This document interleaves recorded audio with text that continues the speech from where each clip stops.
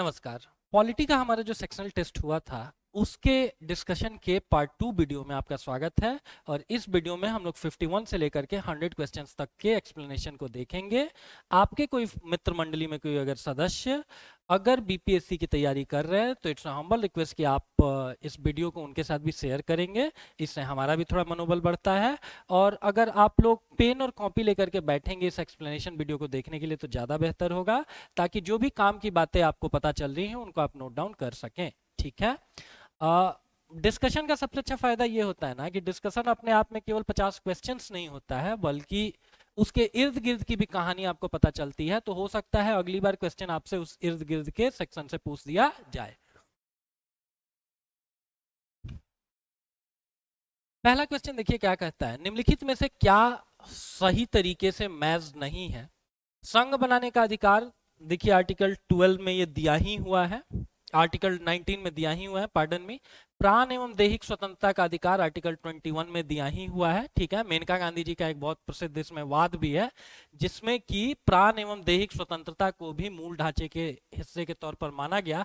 However भेदभाव का जो निषेध है ना, ये आपको आर्टिकल 14 में नहीं बल्कि आर्टिकल 15 में बताया गया है। और आर्टिकल 14 क्या है, तो ये विधि के समक्ष समानता है। ठीक है।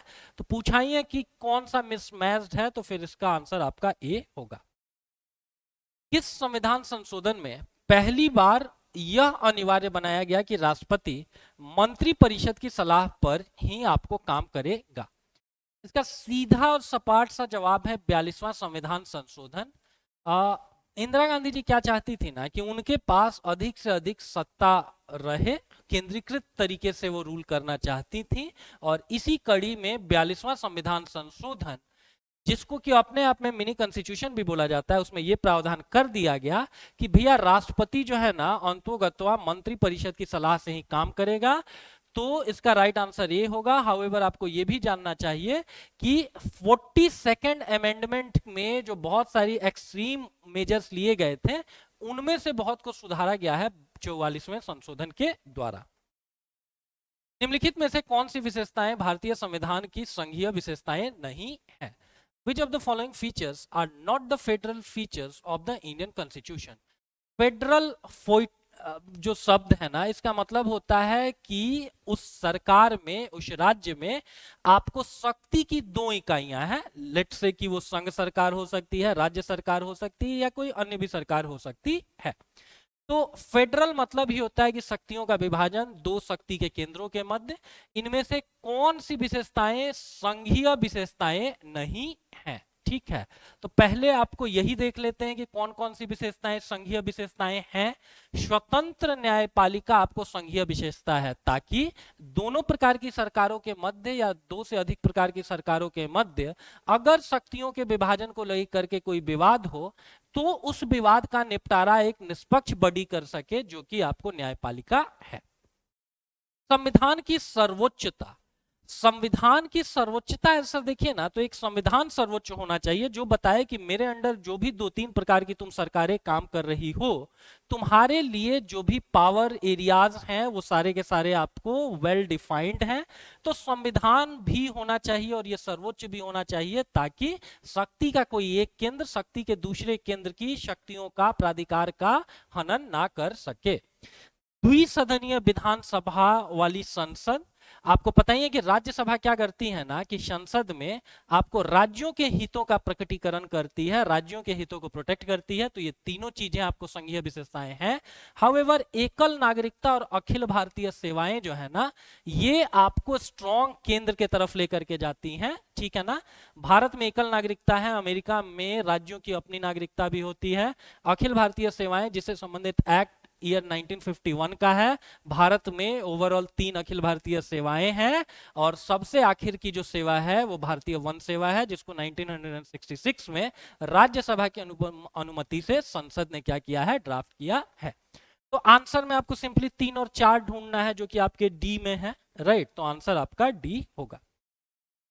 नई अखिल भारतीय सेवा का गठन किसके द्वारा किया जा सकता है?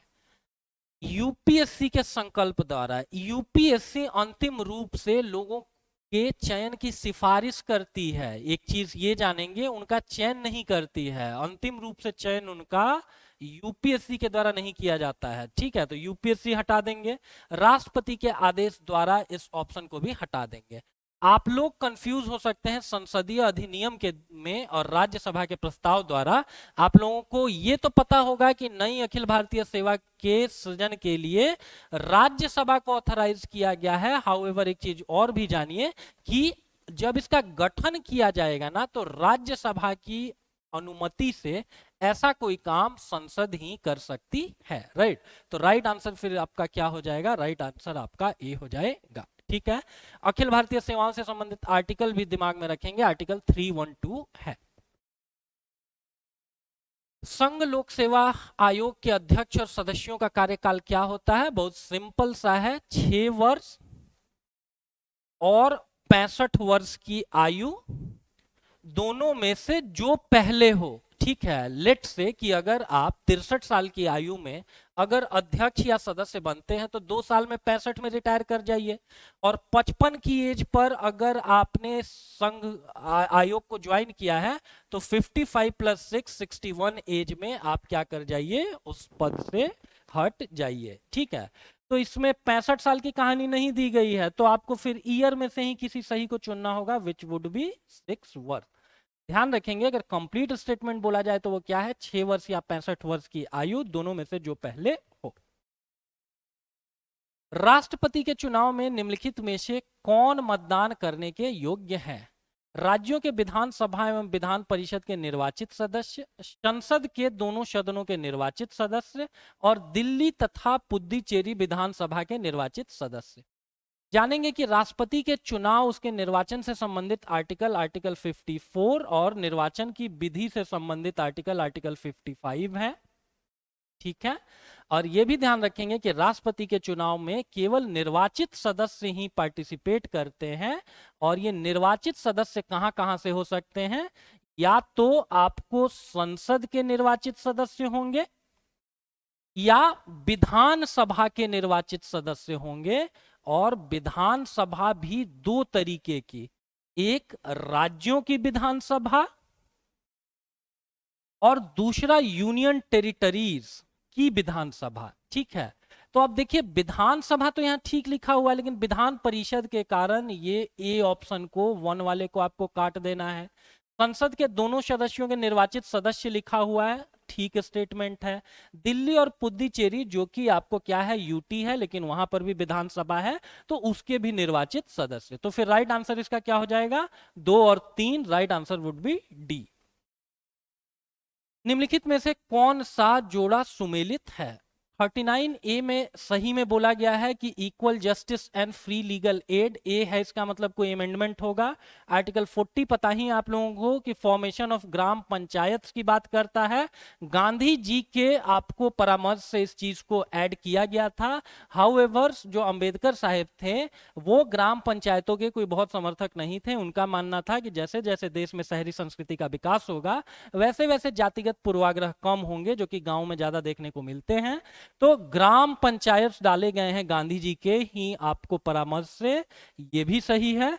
हाउएवर फंडामेंटल ड्यूटीज में आप देखेंगे कि आर्टिकल 51A है और यहां केवल 51 दिया हुआ है। राइट, तो इसका मतलब कि कौन सा जोड़ा सही सुमेलित है? तो 3 को काट देंगे और 1 और 2 को सही मानेंगे। भारतीय संविधान के अनुच्छेद 19 के तहत कौन गारंटीकृत भाषण और अभिव्यक्ति की स्वतंत्रता के दायरे में आता है? ये पीसीएस का पूछा हुआ क्वेश्चन है। हमेशा जानेंगे कि अब सुप्रीम कोर्ट ने विभिन्न आपको मामलों में ऐसा फैसला दिया है कि प्रदर्शन या धरना देने का आपको अधिकार है। आपकी कोई सी भी जेन्युइन डिमांड्स है तो जंतर मंतर चले जाइए, या सरकार के द्वारा अपॉइंटेड जो भी अच्छी जगह आपको मिल रही है वहां पर आप प्रदर्शन कर सकते हैं। टेलीफोन पर बातचीत की टैपिंग के खिलाफ अधिकार, ये भी आपको ऐसा देखा जाए तो अभिव्यक्ति की स्वतंत्रता का भाग है कि कोई आपकी अनुमति के अगेंस्ट आपके फोन को टैप नहीं कर सकता है। और प्रसारण का अधिकार, जो भी आपके पास जेन्युइन इंफॉर्मेशन है उसको आप दूसरे लोगों तक क्या कर सकते हैं? ब्रॉडकास्ट कर सकते हैं, आप प्रमोट कर सकते हैं। हाउएवर राइट टू स्ट्राइक, हड़ताल करने का अधिकार आपको भाषण और अभिव्यक्ति की स्वतंत्रता के अंतर्गत नहीं आता है। राइट आंसर फिर क्या हो जाएगा, 1, 3 और 4। अब इस चीज को आप ए आंसर होगा। अब इस चीज को ऐसे आप देखेंगे कि शाहीन बाग में जो सीए के अगेंस्ट प्रोटेस्ट हो रहा था ना, तो उसमें सुप्रीम कोर्ट ने एक बड़ा अच्छा सा जजमेंट दिया था। सुप्रीम कोर्ट ने कहा कि आप एक अनिश्चितकालीन समय तक आप किसी मेन रोड को ब्लॉक नहीं कर सकते हैं।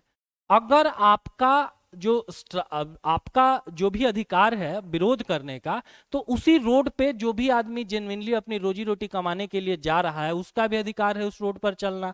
इसके अतिरिक्त हड़ताल करने का अधिकार, मान लीजिए कोई सरकारी इमरजेंसी सर्विसेज हैं जैसे डॉक्टर वगैरह हो गए, अगर वो अनिश्चितकालीन हड़ताल पर चले गए तो क्या होगा, बहुत सारे मरीज ऐसे ही ऊपर की तरफ निकल लेंगे। राइट, तो इसका फिर राइट आंसर उसी हिसाब से आपको ये देखना है। लोकसभा की संरचना का उल्लेख कहां किया गया है, तो जानेंगे। आर्टिकल 79 बोलता है कि संसद कैसे बनेगा, और संसद के बारे में बोला जाता है कि ये बनता है प्रेसिडेंट से प्लस लोकसभा से प्लस राज्यसभा से। आर्टिकल 80 में चले जाइए तो ये कंपोजिशन ऑफ राज्यसभा की बात करता है, और लोकसभा की संरचना के बारे में जो आर्टिकल है वो आर्टिकल 81 है। डिस्कशन का यही फायदा होता है, आपको 3 आर्टिकल पता चल रहे हैं। Article 79 which deals with the composition of the parliament, article 80 which deals with the composition of the Rajya Sabha, where as जो भी क्वेश्चन में पूछा गया है कि लोकसभा से संबंधित आर्टिकल आपको आर्टिकल 81 है। 42वें संविधान संशोधन द्वारा निम्नलिखित में से कौन सा नीति निर्देशक सिद्धांत जोड़ा गया है? ठीक है, समान न्याय को बढ़ावा देना और गरीबों को मुफ्त कानूनी सहायता प्रदान करना, और बच्चों के स्वस्थ विकास के लिए अवसर आपको सुरक्षित करना या उपलब्ध करवाना, ये दोनों की दोनों चीजें जोड़ी गई हैं। आर्टिकल आपका फिर आपका राइट आंसर हो जाएगा बी। भारतीय संविधान की 9वीं सूची पर आपको विचार करना है। यह मूल संविधान का हिस्सा नहीं था, इसको 1952 में संविधान में जोड़ा गया। यह स्टेटमेंट सही है। क्यों सही है? क्योंकि हमारा जो मूल संविधान था जो 26 जनवरी 1950 से लागू किया गया, उसमें कितने टोटल आपको शेड्यूल थे? कितने शेड्यूल थे? तो 8 शेड्यूल थे। कितने आर्टिकल थे? 395 आर्टिकल थे। और कितने पार्ट थे? तो 22 आपको पार्ट थे। ठीक है, अगला, इसमें शामिल कानूनों को न्यायिक समीक्षा से बचाने के लिए इसको जोड़ा गया, ये भी सही स्टेटमेंट है। तो दैट मींस राइट आंसर आपको इसका सी हो जाएगा, क्योंकि उस समय सामाजिक न्याय की अवधारणा को मजबूत करने के लिए सरकारों ने भूमि सुधार करने की सोची। अब भूमि सुधार करने से क्या होता है कि भूमि का समान वितरण समाज के विभिन्न वर्ग के लोगों के मध्य होता। हाउएवर उस समय फंडामेंटल राइट 7 थे, और 7वां एक फंडामेंटल राइट था क्या? तो 7वां फंडामेंटल राइट था आपको संपत्ति का अधिकार। अब आप सोच करके देखिए कि भूमि एक ऐसा प्राकृतिक संसाधन है जिसको सरकार अपने तरीके से उत्पन्न नहीं कर सकता है। भारत का जो एक निश्चित भूभाग है वो है, जितना जमीन है वो है। गरीब लोगों के मध्य अगर आपको भूमि का वितरण करना है तो इसका मतलब क्या करना होगा? जो भी संपन्न लोग हैं उनके पास से थोड़ी थोड़ी भूमि लेनी होगी। हाउएवर जब आप ये काम करने जाते हैं तो फिर आपको जो 7वां मौलिक अधिकार था संपत्ति का अधिकार, वो इसके आड़े आता। वो आड़े आता फिर क्या होता कि जो जुडिशरी है वो बोलता है कि भाई जब भी इस कानून की न्यायिक समीक्षा होती तो फिर बोला जाता कि हाँ, किसी एक व्यक्ति के फंडामेंटल राइट्स का, जिसकी जमीन छीनी जा रही है, उसके फंडामेंटल राइट्स का क्या हो रहा है? वायलेशन हो रहा है, तो आप ऐसा नहीं कर सकते हैं। तो इसी से बचने के लिए गवर्नमेंट एक 9th शेड्यूल लेकर के आई और बोला गया कि 9th शेड्यूल में जिन जिन चीजों को डाला जा रहा है जैसे कि लैंड रिफॉर्म, तो फिर उनका कभी भी आप क्या कर सकते हैं? जुडिशियल रिव्यू नहीं कर सकते हैं। राइट आंसर फिर इसका सी। नए राज्यों का प्रवेश या स्थापना का उल्लेख संविधान के किस अनुच्छेद में है? पहला चीज जानेंगे कि ये भाग 1 की बात हो रही है। भाग 1 का आर्टिकल 1 भारतीय संघ की प्रकृति को बताता है, और जो आर्टिकल 3 है वो बोलता है नए राज्यों का गठन या जो पुराने राज्य है उनके क्षेत्रफल, सीमा या नाम में चेंजेस को लेकर के। और आर्टिकल 2 बताता है नए राज्यों का प्रवेश कैसे होगा भारतीय संघ में। राइट आंसर फिर आपको हो जाएगा बी। 26 जनवरी 1950 को भारतीय संविधान की प्रस्तावना में क्या उल्लेखित था? आपको पता होगा कि प्रस्तावना में एक ही बार चेंज किया गया है 42वें आपको अमेंडमेंट के द्वारा, और उसमें आपको 3 शब्द जोड़े गए हैं, समाजवादी, अखंडता और पंथ निरपेक्षता। ठीक है, तो दैट मीन्स आपसे पूछा जा रहा है कि ओरिजिनल कॉन्स्टिट्यूशन में कौन सा एक वर्ड उल्लेखित था, तो दो हुआ, केवल दो बच गया, that means right answer would B D. हमारे संविधान की प्रस्तावना को आप ऐसे भी याद रख सकते हैं, SP2LG, अगर आप लोगों में से किन्हीं को याद रखने में परेशानी हो तो। S स्टैंड फॉर संपूर्ण, प्रभुता संपन्न, फिर यही चीज दोबारा हो रही है, दैट मीन्स समाजवादी, पंथ निरपेक्ष, लोकतांत्रिक, गणराज्य। ये ऑर्डर भी पूछा जाता है कि आप पंथ निरपेक्ष पहले है या लोकतांत्रिक शब्द पहले है, तो इस एक फॉर्मूले को आप याद रख सकते हैं, SP2LG, संपूर्ण, प्रभुता, संपन्न, फिर समाजवादी, फिर पंथ निरपेक्ष, फिर लोकतांत्रिक, फिर गणराज्य। ठीक है, उसके अगले में देखिए क्या लिख रखा है, निम्नलिखित में से कौन सही सुमेलित है। राष्ट्रपति की निर्वाचन पद्धति हम लोगों ने कहां से सीखी है, तो आयरलैंड से सीखी है, सही है। राज्यसभा में सदस्यों का निर्वाचन दक्षिण अफ्रीका से सीखा है, सही है। आपातकाल के समय मूल अधिकारों का स्थगन, ये जर्मनी का जो वाइमर कॉन्स्टिट्यूशन था उससे हम लोगों ने सीखा है, राइट। तीनों स्टेटमेंट फिर आपके सही होंगे, right answer would B D. उसके अगले में आ जाइए, देखिए क्या लिख रखा है, निम्नलिखित में से कौन सी विशेषता ब्रिटेन के संविधान से हम लोगों ने नहीं लिया है। संसदीय शासन एज सच उन्हीं से सीखा है, जो सबसे बड़ी चीज उन लोगों से हम लोगों ने सीखी है ना, वो संसदीय शासन ही है। ठीक है, परमाधिकार लेख भी सीखा है, विधायी प्रक्रिया भी सीखी है। हाउएवर समता और बंधुत्व के जो आदर्श है ना, ये फ्रांस की क्रांति से हम लोगों ने सीखा है, जो 1789 से 1799 तक है। ठीक है, और ये सीखा है हम लोगों ने फ्रांसीसी क्रांति के, एग्जैक्ट यही आदर्श थे, और इन्हीं आदर्शों को हम लोगों ने अपने संविधान में जगह दिया।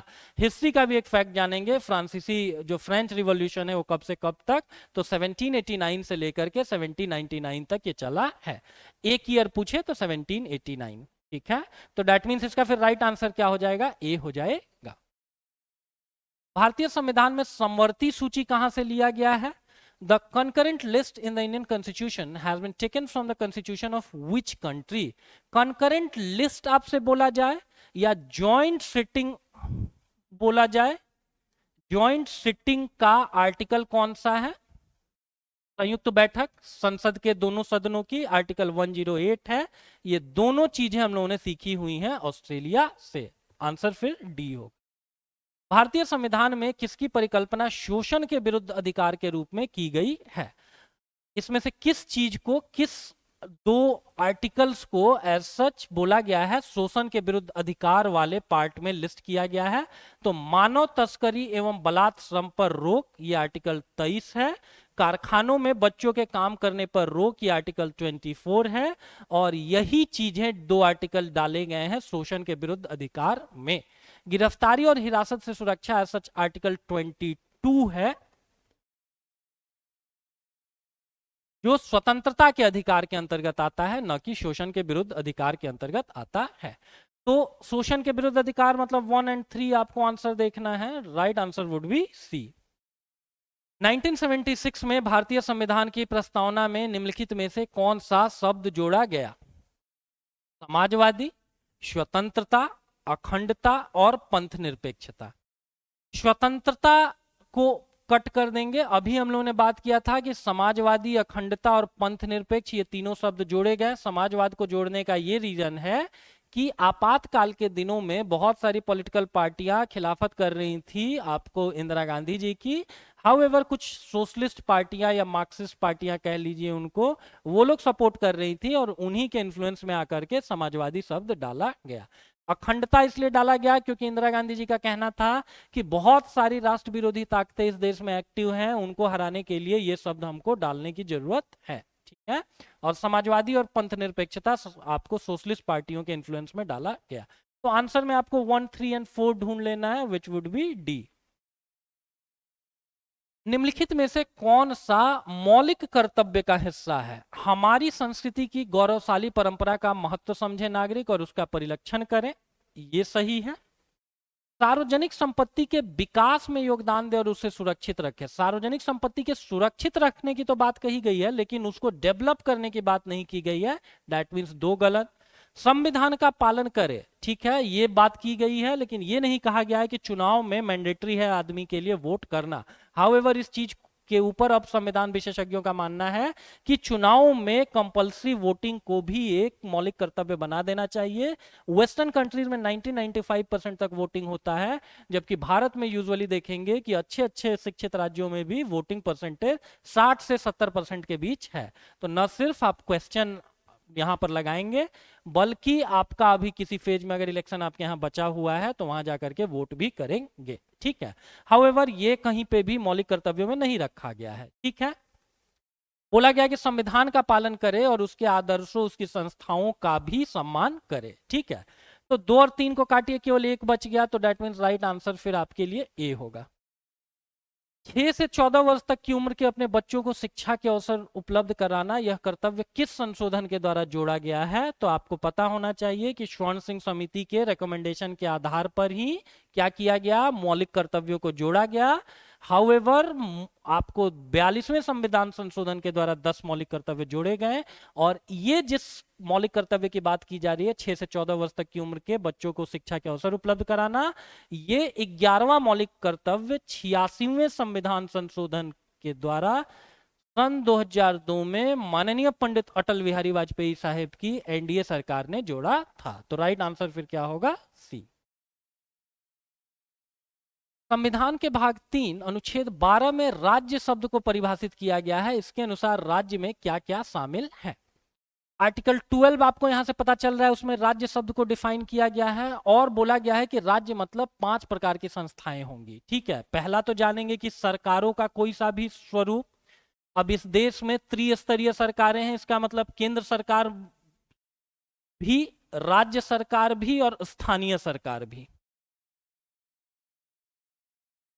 ठीक है। ये तीनों को आपको सरकार के तहत लिस्ट करना है। चौथा बोला गया कि वैधानिक प्लस जो भी संवैधानिक संस्थाएं हैं, जैसे यूपीएससी हो गया, वैधानिक में से ऐसे जिनको कॉन्स्टिट्यूशनल स्टेटस नहीं मिला हुआ है, सीबीआई हो गया, ईडी हो गया, इन सबको भी आपको क्या सरकार के तौर पर लिस्ट करना है, ठीक है। वैधानिक और संवैधानिक में यही अंतर होता है, इसको किसी विधान के द्वारा बनाया जाता है, इसका मेंशनिंग सीधे आपको संविधान में है। सीबीआई को लेकर के कोई आर्टिकल आप इंडियन कॉन्स्टिट्यूशन में नहीं दिखा सकते हैं, इसीलिए वो सब वैधानिक में चला गया। संवैधानिक जैसे चुनाव आयोग हो गया या फिर कैग हो गया, इसको लेके एग्जैक्टली आपको एक आर्टिकल इंडियन कॉन्स्टिट्यूशन में लेट से कैग को लेके 148 दिख जाएगा, इसका मतलब ये लोग संवैधानिक संस्थाएं हैं, ठीक है। तो ये 4 प्रकार की ऑर्गेनाइजेशन से हम लोग सरकार शब्द समझेंगे, लेकिन रुकिए, एक 5वां प्रकार के भी ऑर्गेनाइजेशंस को ही सरकार गिना जाता है। निजी संस्थाएं, अगर उनको कोई काम सरकार ने डेलीगेट कर रखा है, स्थानांतरित कर रखा है, तो उस काम को भी आपको लिस्ट करना होगा। किसके तौर पर? तो लिस्ट करना होगा आपको सरकार के तौर पर, ठीक है। तो अब यहां देखिए, केंद्रीय सतर्कता आयोग, ठीक है, ये वैधानिक संवैधानिक की परिभाषा में आ गया। नगर पालिकाएं स्थानीय प्रशासन में, राष्ट्रीय महिला आयोग यहां, और भारतीय संसद तो खैर आपको है ही, ठीक है। इसका मतलब कि फिर इसका राइट आंसर फिर क्या हो जाएगा? राइट आंसर हो जाएगा आपको डी, ठीक है। भारतीय संविधान सभा की बैठक में उद्देश्य प्रस्ताव को सर्वसम्मति से कब पारित किया गया? ठीक है, 9 दिसंबर 1946 को पहली बैठक होती है संविधान सभा की, ठीक है। उसमें अस्थायी अध्यक्ष बनाया जाता है सच्चिदानंद सिन्हा साहेब को। 2 दिनों के बाद मतलब 11 दिसंबर 1946 को राजेंद्र बाबू को स्थायी अध्यक्ष बनाया जाता है। उसके बाद आपको उद्देश्य प्रस्ताव लेकर के आते हैं चाचा नेहरू जी लेकर के आते हैं, और यही उद्देश्य प्रस्ताव आगे जाकर के हमारे संविधान की प्रस्तावना में कन्वर्ट होता है। और आप सोच करके देखिए कि आप ईयर भी अगर एलिमिनेट कर देंगे ना, तो 2 ऑप्शन तो ऐसे ही एलिमिनेट हो जाएगा। आप सोच करके देखिए कि 9 दिसंबर 1946 को अगर ये बनाया जा रहा है, तो इसके पहले तो उद्देश्य प्रस्ताव संविधान सभा में आना ही नहीं चाहिए। राइट आंसर इसका हो जाएगा 22 जनवरी 1946। राइट आंसर वुड बी सी।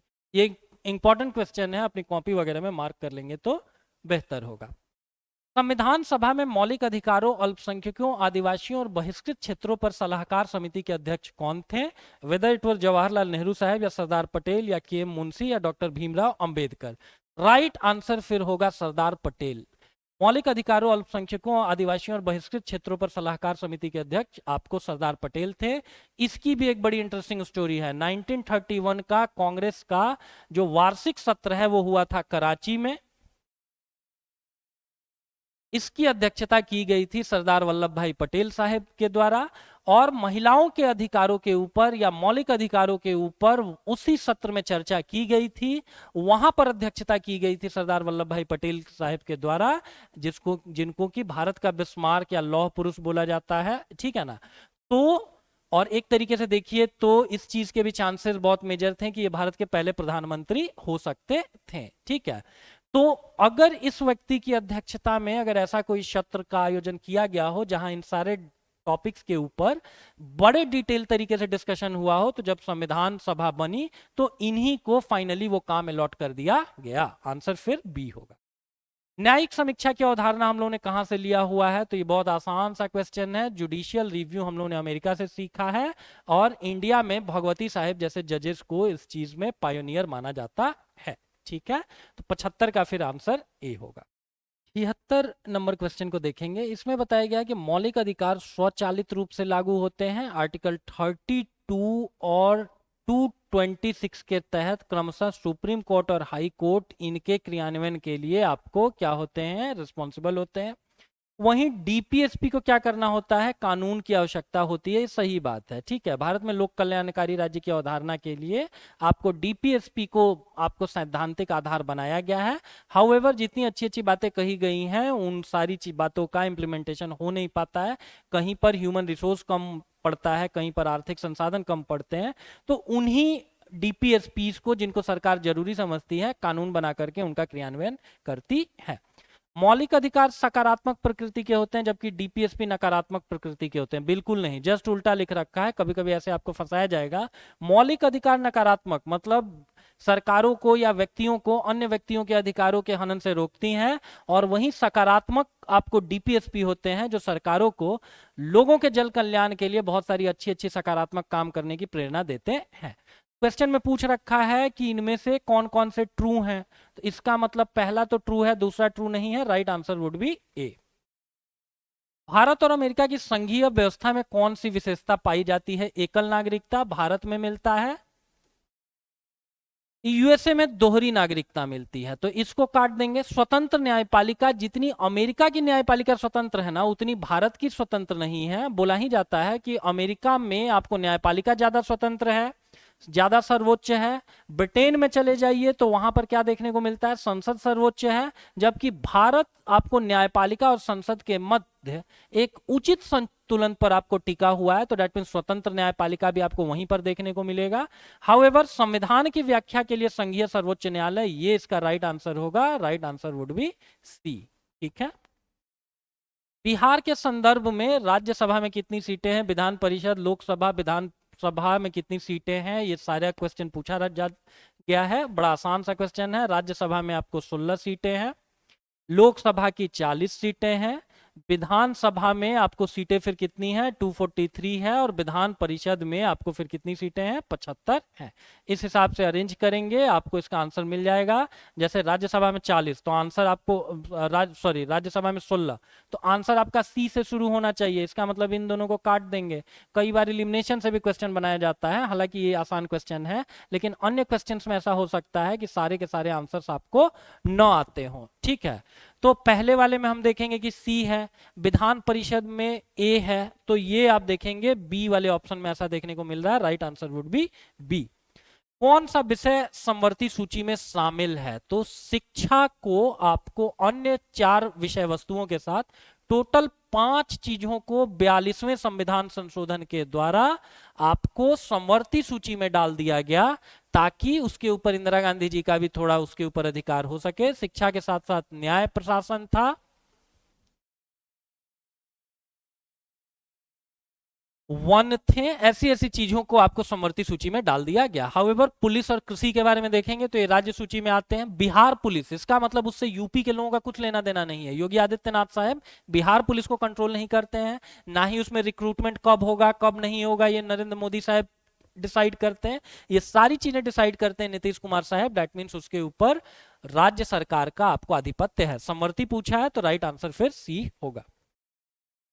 किस समिति का संबंध केंद्र राज्य संबंधों से है? राजमन्नार समिति, तमिलनाडु सरकार ने इसको स्थापित किया था 1969 में, ये भी इससे संबंधित है। पूंछी आयोग 2007 में इसको बनाया गया, ये भी केंद्र राज्य संबंधों से है। सरकरिया आयोग जिसका गठन 1983 में हुआ था, इसने अपनी रिपोर्ट 1987 में दी थी, ये भी आपको केंद्र राज्य संबंधों से है। जबकि स्वर्ण सिंह आयोग केंद्र आपको मौलिक कर्तव्यों से संबंधित है। तो इसका मतलब 3 को आपको एलिमिनेट कर देना है। आंसर में बच गया 1, 2 एंड 4। भारतीय संविधान के किस अनुसूची में दल बदल विरोधी कानून का उल्लेख किया गया है? मौलिक संविधान में 8 अनुसूचियां थी, 9वीं लाई गई भूमि सुधार को लेके, 10वां लाया गया 52nd अमेंडमेंट के द्वारा 1985 में दल बदल को रोकने के लिए। अब 1985 में है, दैट मीन्स कि उस समय राजीव गांधी साहब रूल कर रहे होंगे, तो ये 10वीं अनुसूची दल बदल से संबंधित है। निम्नलिखित में से कौन सा सही सुमेलित है? ठीक है, तो मौलिक कर्तव्य सर देखिए ना, तो ये 4A है, ठीक है ना। इसके अतिरिक्त 15 पार्ट आपको चुनाव आयोग से संबंधित है, चुनाव से संबंधित है। सही वाला कौन सा है? आर्टिकल जो भाग 20 है ना, ये आर्टिकल 368 जिसमें दिया गया है संविधान के संशोधन की प्रक्रिया। तो ये बी वाला आंसर इन सारे ऑप्शंस में से आपको सही है, ठीक है। 7वां वाला आंसर देखिए तो उसको प्रकीर्ण कर दिया गया है। भारतीय संविधान के किस अनुच्छेद के अंतर्गत केंद्र शासित प्रदेशों के लिए उच्च न्यायालयों का प्रावधान किया गया है? आर्टिकल 239 से यूटीज का प्रशासन शुरू होता है, और जिन यूटीज में उच्च न्यायालय रखा गया है उससे संबंधित आपको आर्टिकल कहां पर है? तो आर्टिकल 241 है। इनमें से कौन सा सही सुमेलित है? प्रेसिडेंट क्या पार्ट 5 में आते हैं जो केंद्र सरकार से संबंधित है? आते हैं। ये आर्टिकल 52 से लेकर के 151 तक है। फॉर्मेशन ऑफ पंचायत आर्टिकल आपको 40 हो गया, ये भी आपको पार्ट 4 में आता है डीपीएसपी वाले में, और नागरिकता भी आपको पार्ट 2 में आता है, ठीक है। लेकिन महान्यायवादी भारत के जो अटॉर्नी जनरल हैं, चूंकि वो केंद्र सरकार से संबंधता रखते हैं, तो फिर उनका संबंध भी किससे होना चाहिए? पार्ट 5 से ही होना चाहिए। अभी हम लोगों ने देखा कि पार्ट 5 जो है वो आर्टिकल 52 से लेकर के 151 तक एग्जिस्ट करता है। सोच के देखिए कि 76 नंबर भी इन्हीं के मध्य आता है। तो आप ऐसे भी सोच सकते थे कि फिर कौन सा करेक्टली मैच नहीं है, तो attorney general of India A correctly match नहीं है। अगर इसको करेक्टली मैच करना होता आपको तो 6 की जगह इसको 5 कर देना होता। मौलिक अधिकारों का अंतिम रूप से संरक्षक न्यायपालिका, ठीक है। आर्टिकल 32 और 226 के तहत क्रमशः सुप्रीम कोर्ट और हाई कोर्ट क्या कर सकते हैं? रिट वगैरह जारी कर सकते हैं।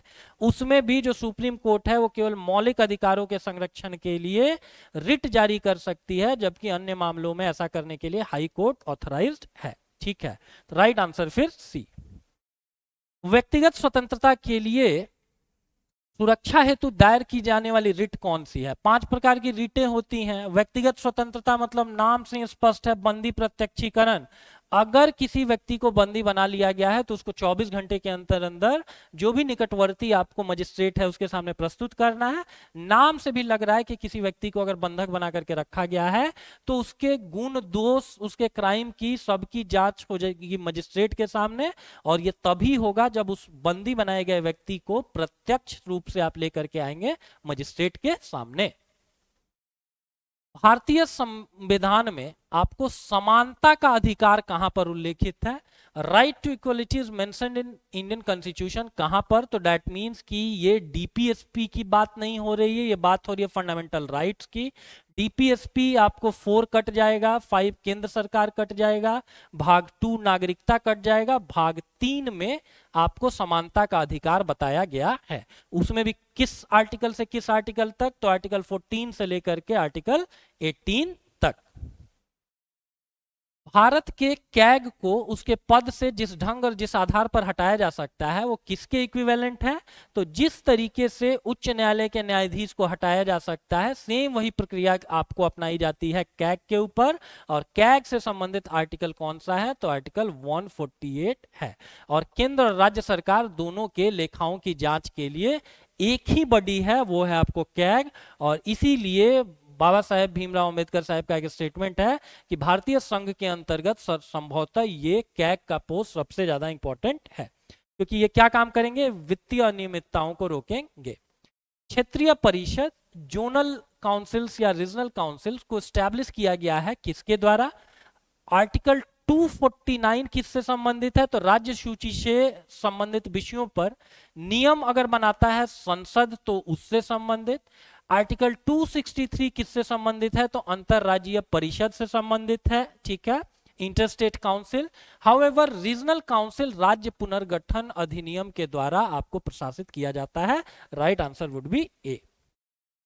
राष्ट्रपति को इनमें से कौन सा वीटो प्राप्त है, आप लोगों ने अक्सर सुना होगा कि जो सिक्योरिटी काउंसिल है यूएन की, उसके 5 स्थायी सदस्य हैं और पांचों के पास जो है एब्सोल्यूट वीटो पावर है। वीटो कहने का मतलब कि अगर किसी मुद्दे के ऊपर 4 लोग भी सहमत हो रहे हैं और एक व्यक्ति भी असहमत है तो उस मुद्दे के ऊपर कोई सी भी कार्रवाई नहीं की जाएगी, पांचों लोगों का एक मत से सहमत होना जरूरी है।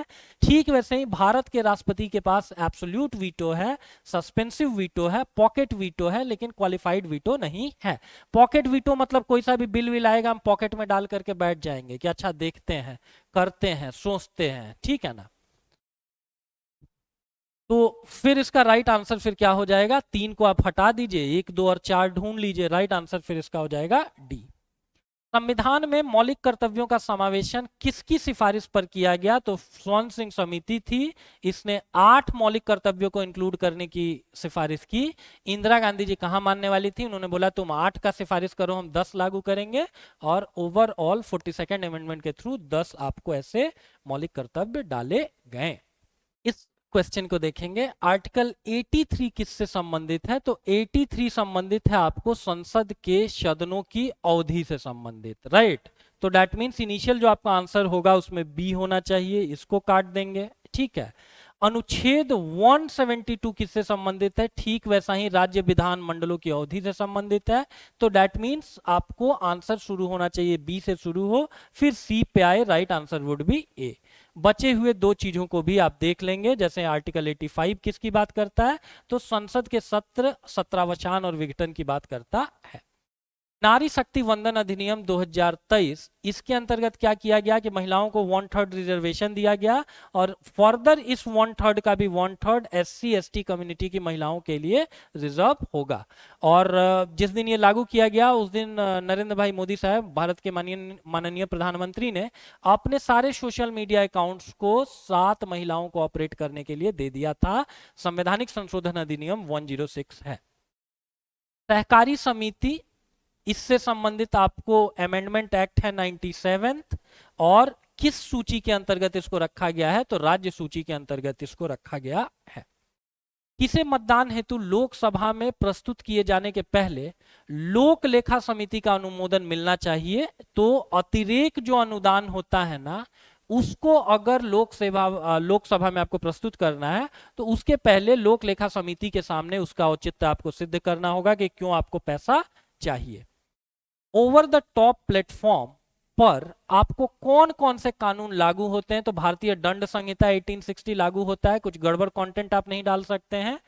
स्त्रियों को गलत तरीके से आप नहीं दिखा दें, इस चीज के लिए representation of women's prohibition act 1986 है, ये भी लागू होता है। और सूचना प्रौद्योगिकी अधिनियम 2000 जो आगे जाकर के 2008 में अमेंड किया जाता है, ये भी लागू होता है। तो फिर राइट आंसर फिर क्या हो जाएगा कि ये तीनों के तीनों अप्लाई होते हैं। अगले में देखिए कि 2 स्टेटमेंट और दोनों में से कौन से कथन असत्य है। तो पहला वाला सत्य है, 82 के अंतर्गत संसद क्या करती है, परिसीमन आयोग को पारित करती है और इसका काम है प्रत्येक जनगणना के बाद समायोजन किस चीज का, तो लोकसभा की सीटों का। इसका निर्णय क्या अंतिम होता है, तो हाँ ये निर्णय अंतिम होता है। इसके अगेंस्ट इस चीज को आप न्यायालय में भी चुनौती नहीं दे सकते हैं। जल कोई सा भी न्यायाधिकरण है, जल के बंटवारे को लेकर के उसके आदेश के अगेंस्ट आप कोर्ट नहीं जा सकते हैं। और परिसीमन आयोग अगर किसी क्षेत्र किसी एरिया को अगर कुछ कंस्टिट्यूएंसीज में डिवाइड कर रहा है तो उसके अगेंस्ट भी आप कोर्ट नहीं जा सकते हैं। लेकिन ट्रिक यहां पर क्या है, दोनों सही है और आपसे पूछा जा रहा है कि कौन असत्य है, तो आपको वो ढूंढना है जिसमें दोनों ही दोनों ना हो। इसका मतलब न तो फर्स्ट और न तो सेकंड। प्रवर्तन निदेशालय आजकल काफी चर्चा में रहता है। इसकी स्थापना की गई है 1956 के द्वारा। मुख्यालय कहां पर है, तो ये ईडी का मुख्यालय आपको न्यू दिल्ली में है। प्रवर्तन निदेशालय निम्नलिखित में से किससे उल्लंघन की जांच करने के लिए पुलिस द्वारा औपचारिक एफआईआर दर्ज किए बिना ही जांच और गिरफ्तारी कर सकता है, तो prevention of money laundry act 2002। ये भी आपको जानना है कि ये एक्ट किस ईयर का है, 2002 का है। इसके अंतर्गत और फॉरेन एक्सचेंज मैनेजमेंट एक्ट, जिसको कि शॉर्ट में फेमा भी कहा जाता है, फेमा, इसके थ्रू क्या कर सकता है कि फॉर्मल एफआईआर दर्ज किए बिना ही जांच और गिरफ्तारी कर सकता है। तो फिर राइट आंसर आपका सी होगा।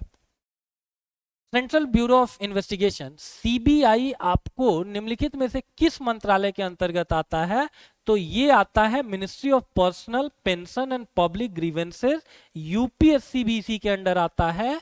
और साथ में ये भी जानेंगे कि जो मेट्रो रेल्स होती है ना, ठीक है, वो आपको ऐसा रेलवे मिनिस्ट्री के अंतर्गत नहीं आती हैं बल्कि अर्बन अफेयर्स मिनिस्ट्री के अंतर्गत आती हैं। ठीक है, सामान्यतया सोचेंगे तो लगेगा कि मेट्रो रेल भी तो रेल ही है ना, तो क्यों ना उसको रेलवे मिनिस्ट्री के अंतर्गत रखा जाए। वहीं पर एग्जाम में आप गच्चा खा जाएंगे।